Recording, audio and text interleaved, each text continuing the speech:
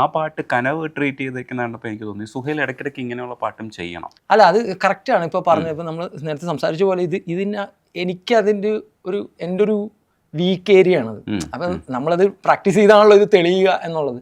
അപ്പം ഞാൻ സാധാരണ ചെയ്യുന്നത് ഇങ്ങനത്തെ പാട്ടുകൾ വരുമ്പോൾ ഞാൻ അപ്പോഴേ ഔട്ട്റൈറ്റ് റിജക്റ്റ് ചെയ്യും. ഞാൻ പറയും ഞാൻ എഴുതുന്നില്ല, വേറെ ആരെങ്കിലും എഴുതട്ടെ, അത് എൻ്റെ ഒരു ജോൺറ അല്ല. അപ്പോൾ ഇപ്പം ഓൾമോസ്റ്റ് എല്ലാ മ്യൂസിക് ഡയറക്ടർമാർക്ക് അറിയാം, അതുകൊണ്ട് എനിക്കാരും അങ്ങനത്തെ പാട്ട് തരാറുമില്ല. വളരെ കുറച്ചാണ് ഇതാണ്. പിന്നെ ഇപ്പം പല്ലുട്ടി നമ്മുടെ ഹോം പ്രൊഡക്ഷനാണ്, സാജിദിൻ്റെയൊക്കെയാണ്. അപ്പോൾ എല്ലാം നമ്മൾ തന്നെ എഴുതണം, ഇതാണ് അത് നിർബന്ധമാണ്. അപ്പോഴത്തേക്കും ഇത് കേട്ടപ്പോഴേ എനിക്കിത് കുറേ സമയം എടുത്തു.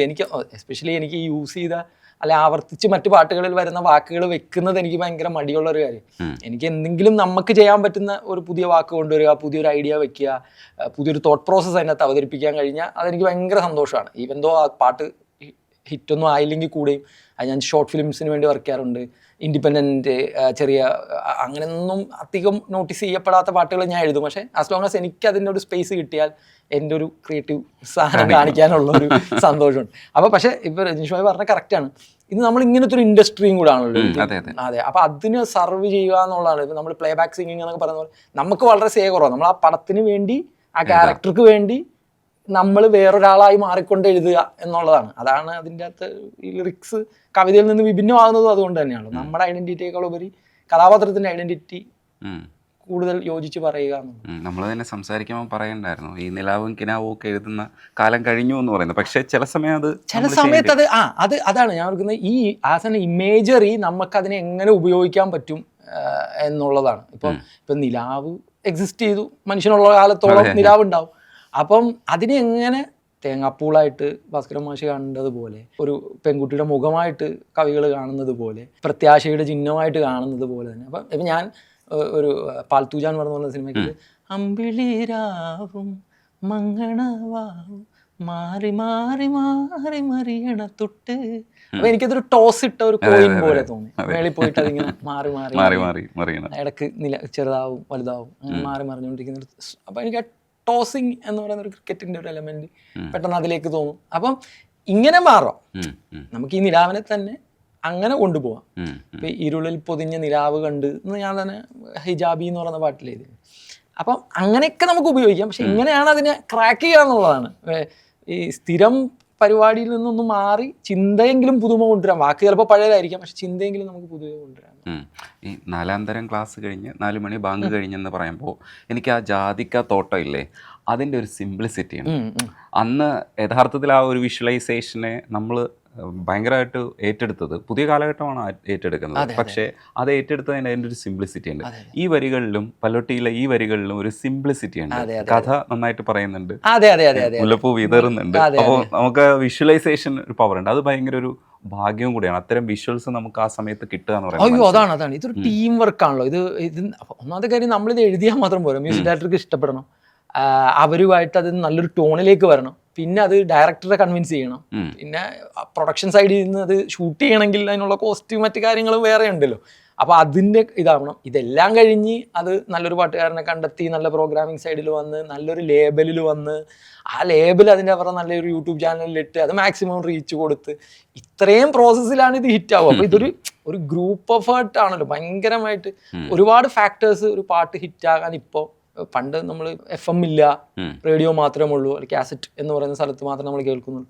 അപ്പോൾ ഇത് ആവർത്തിച്ച് കേൾക്കാനുള്ള ഒരു അവസരം ഉള്ളതുകൊണ്ട് നമ്മൾ പാട്ടുകൾ കൂടുതൽ ശ്രദ്ധിക്കുമായിരുന്നു. ഇപ്പോൾ നമ്മൾ പണ്ട് കാലാപ്പാനിയുടെയൊക്കെ ഒരു കാസറ്റ് വാങ്ങിച്ചു, അതിൽ എല്ലാ പാട്ടുകളും കേട്ടു, അതിൻ്റെ ഡയലോഗുകൾ കാണാതെ പഠിച്ചു. ആദ്യം പറയുന്നു, പ്രഭു പറയുന്നു, ശ്രീനിവാസ സാർ പറയുന്നു. അപ്പം ഇത് ആവർത്തിച്ച് കേൾക്കുന്ന ഒരു അവസരം ഇപ്പം ഇല്ലല്ലോ. ഇപ്പോൾ കണ്ടന്റ് അതിനും മാത്രം ഉണ്ട്. യൂട്യൂബിലാണെങ്കിലും പല പല ഭാഷകളിലെ കണ്ടന്റ് ഉണ്ട്, അന്താരാഷ്ട്ര കണ്ടന്റുകളുണ്ട്, റീലുകളിലുണ്ട്, പഴയ പാട്ടുകൾ റീമിക്സ് വെർഷൻ വരുന്നുണ്ട്, പിന്നെ പുതിയ ഇൻഡിപെൻഡന്റ് മ്യൂസിക് സൈഡുകൾ വരുന്നുണ്ട്. അപ്പം ഇതിൻ്റെയൊക്കെ ഇടക്ക് നിന്നിട്ട് ഇത് എൻ്റെ ഉണ്ട് എന്ന് പറഞ്ഞ് കൈവക്കി കാണിക്കുക എന്നുള്ളൊരു പരിപാടി. 90s കിഡ്സ് പറഞ്ഞ പോലെ കിഡ്സിന് വേണ്ടിയിട്ട് പാട്ട് എഴുതുമ്പോൾ മണ്ടി മണ്ടി നടക്കും, പാൽത്തു ജാൻവറേ എന്ന് പറയും. പാൽത്തു ജാൻവറേ എന്നാണ്, ജാൻവറേ. അതെ, ജാൻവറേ. അത് അവരങ്ങനെ തന്നെ പ്രയോഗിക്കും എന്നുള്ളത് മനസ്സിലാക്കുമ്പോഴാണ് നമ്മൾ അവർക്ക് വേണ്ടിയിട്ട് ആ ഒരു രീതിയിൽ എഴുതുന്നത്. ഇല്ലെങ്കിൽ കടിക്കുമായിരുന്നു. പക്ഷെ പാൽത്തു ജാൻവറേ എന്ന് പറയുന്നത് അതെ കുട്ടികളെ കൊണ്ട് പാടിക്കുമ്പോൾ എസ്പെഷ്യലി ഇവർ ഈ ക്ലിക്കിലൊന്നും പാടില്ല, അവരവിടെ ഇവിടേക്കായിരിക്കും പാടുക. ചില സ്ഥലങ്ങൾ അടിപൊളിയായിരിക്കും, ചില സ്ഥലങ്ങൾ വീക്കായിരിക്കും. അപ്പം ഇതൊരു ഭയങ്കര പാടാണ്. അപ്പോൾ ജസ്റ്റിൻ്റെ അടുത്തൊക്കെ നമ്മളെപ്പോഴും ഇങ്ങനെ കുട്ടികളെ കൊണ്ട് പഠിക്കാൻ പറയും എന്നാൽ നീ കുട്ടികളെ കൊണ്ടുപോവാ, എനിക്ക് വയ്യത് അങ്ങനത്തെ ഒരു കോൺവെർസേഷനിൽ വിടുമോ. കാരണം ഇതിൻ്റെ ഒരു പാട് സംഗതിയുടെ ഒരു പാടാണ്. പക്ഷേ അപ്പോൾ ഇപ്പം അമ്പട കൊമ്പുള്ള പശുമ്പ എന്ന് പറയാൻ ഇതൊരു പ്രായമായാൽ പറഞ്ഞാൽ കൂവും. അപ്പോൾ അതിനെ ന്യൂട്രലൈസ് ചെയ്യുന്നതാണ് ഒരു കുട്ടിയുടെ ഒച്ച, അല്ലെങ്കിൽ നമ്മളൊരു സ്ത്രീയുടെ ഒച്ച, അല്ലെങ്കിൽ വൈക്കം വിജയലക്ഷ്മി ചേച്ചിനെ കൊണ്ട് നമ്മൾ വേറൊരു ടോണിൽ പാടിക്കുന്നു, ജാസി ഗിഫ്റ്റ് ചേട്ടനെ കൊണ്ട് വേറൊരു ടോണിൽ കൊണ്ട്. ഈ ടോൺ ചെയ്യുന്ന പരിപാടി എന്ന് പറയുന്നത് നമ്മൾ അവതരിപ്പിക്കാൻ വരുന്ന ആ സാധനത്തിന് അതേ പാക്കേജിൽ എത്തിക്കുക എന്നുള്ളതാണ്. അതിനൊരു സീരിയസ് സൗണ്ട് കൊടുക്കുകയും സീരിയസ് ഇതെല്ലാം പാടും. അപ്പോൾ ബോധപൂർവ്വം ഇരുന്നിട്ട് അപ്പം ഇതിൻ്റെ എഡ്ജുകൾ ഞാനിപ്പോൾ എൻ്റെ പാട്ട് മിക്കതും എടുത്താൽ മതി, ഞാനപ്പോൾ അതിനെ ഒരു പ്രൊണൗൺസിയേഷൻ ഒട്ടും പിടിക്കാറില്ല. എനിക്കത് കൊളോക്കിൽ കിട്ടിയാൽ മതി.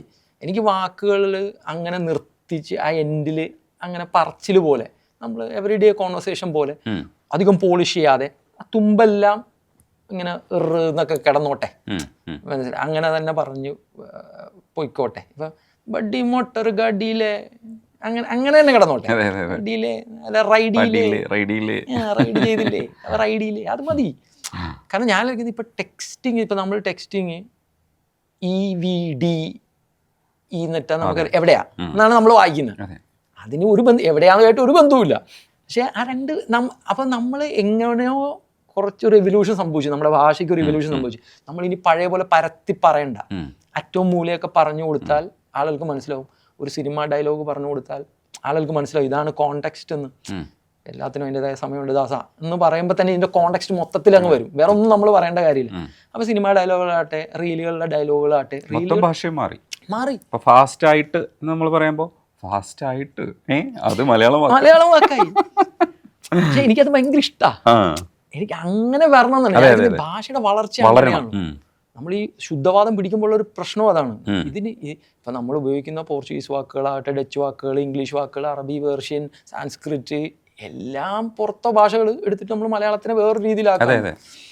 ചില സമയത്ത് അത് ഭയങ്കര രസമായിരിക്കും. അത് സെറ്റാവുന്ന സ്ഥലങ്ങളുണ്ട്. ഇപ്പം ഞാൻ ആലോചിക്കുന്നത് ഇപ്പം രാഘവതീ രമ്യ ശരീരം ഭയങ്കര സംസ്കൃതിയിലോട്ട് പോകും. വിൺമലർ വല്ലി ദേവതുകൂലം മഞ്ജു കപോലം ഒന്നും മനസ്സിലാത്തില്ല. പിന്നെ പാലും തേനും എന്ന് പറയുന്ന സ്ഥലത്ത് മലയാളം വന്നു. പക്ഷേ അതവിടെ സെറ്റാണ്. അതിപ്പം ദേവദുന്ദുബി നമുക്കൊന്നും മനസ്സിലായിട്ടൊന്നുമില്ല. നമ്മൾ തലയാട്ടുന്നു, നമ്മൾ എൻജോയ് ചെയ്യുന്നു, കേൾക്കുന്നു, വീണ്ടും വീണ്ടും കേൾക്കുന്നു. ലിറിക്സ് പറയാൻ പറഞ്ഞാൽ ആർക്കും അറിയത്തില്ല, അർത്ഥം എന്താണെന്ന് വെച്ചാലും ആർക്കും അറിയില്ല. മെജോറിറ്റി ഒരുപാട് പേരുണ്ട്, ഞാൻ പറയണം. അപ്പം പക്ഷേ അത് ആ സംഗീതത്തിന് അത്രയും യോജിച്ചതും അത്രയും ചേർന്നതും കൊണ്ട് ഭാഷയെക്കാളും വലുതായി നിൽക്കുന്നത്, അണ്ടർസ്റ്റാൻഡിങ്ങിനേക്കാളും വലുതായി നിൽക്കുന്നത്. അപ്പോൾ ഞാൻ വിചാരിക്കുന്നത് അതുപോലെ തന്നെ ഇപ്പം ഈ പറഞ്ഞ പോലെ ഫാസ്റ്റായിട്ട് എന്ന് പറഞ്ഞ പോലെ അത് ഭാഷയും ഗ്രാമറിനേക്കും. അപ്പം ഭാഷ എന്ന് പറയുന്നത് ഗ്രാമറാണ്. ഇതിൻ്റെ അകത്ത് ഉപയോഗിക്കുന്ന വാക്കുകളല്ലല്ലോ, ഇതിനെ ചേർക്കാൻ ഉപയോഗിക്കുന്ന കണ്ണിയാണ് ഭാഷ. അത് മലയാളമാണ് ഉപയോഗിക്കുന്നതെങ്കിൽ മലയാളമായി. അതിപ്പം സ്പീഡിൽ പോയി വാ എന്ന് പറയുന്ന പോലെ തന്നെ അതിനെ കണക്ട് ചെയ്യുന്ന ഗ്രാമർ മലയാളമായി എന്നാൽ മാത്രം മതി. അപ്പം ഞാനും വിചാരിക്കുന്നു അപ്പം ഇനി അങ്ങനെ വരട്ടെ. അങ്ങനെ സംസാരിക്കുന്ന ആൾക്കാരാണല്ലോ നമ്മൾ എവറി ഡേ. പെട്ടെന്ന് നമ്മൾ സ്റ്റുഡിയോയിലോട്ട് കയറുമ്പോൾ മാത്രം ഹലോ പ്രിയപ്പെട്ടവരെ എന്നുള്ള സ്ഥലത്തോട്ട് പോകണ്ടല്ലോ.